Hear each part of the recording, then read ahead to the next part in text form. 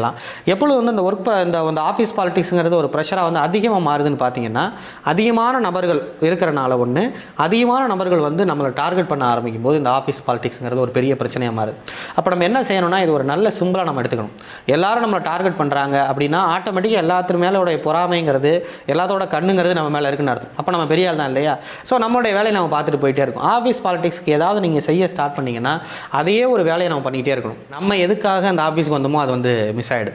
So அவங்க நம்ம அப்போ கடைசியில் என்ன ஆகிடுதுன்னா, அவங்க என்ன நினச்சாங்க, நம்மளை மாதிரியே அவனு இருக்கணும் தான் நினச்சாங்க. அப்போ கிட்டத்தட்ட அப்படியே நம்ம மாறி போயிடும். அதனால் அந்த ஒரு விஷயத்தை நம்ம பெருசாக கண்டுக்காமல் நாம நம்மளுடைய வாழ்க்கையில் என்ன பண்ணுறது, என்ன ஒரு ஒர்க்குக்காக வந்திருக்கோம், என்ன பண்ணலாம் அப்படிங்கிறத நம்ம யோசிக்க ரொம்ப முக்கியம். அப்படி நீங்கள் யோசிக்க ஆரம்பிச்சிங்கன்னா ஒரு 2 மாதம் அவங்களை இப்படி டார்கெட் பண்ண ஆரம்பிப்பாங்க. அப்புறம் என்ன பண்ணிடுவாங்க, வேறு எல்லாரும் வந்து அவங்க பண்ணிட்டு போயிடுவாங்க. உங்களை வந்து உடைக்க முடியாத அளவில் ஒரு சிமெண்ட் மென்டாலிட்டியில் நீங்கள் இருக்கிறீங்கன்னு அவங்களுக்கு தெரிஞ்சிருச்சுன்னு சொன்னால் ஆட்டோமேட்டிக்காக அவங்க உங்களை விட்டுருவாங்க. ரொம்ப சிம்பிளான ஒரு விஷயம். இப்படி தான் ஆஃபீஸ் பாலிடிக்ஸ் அப்படிங்கிறத கடக்கணும்.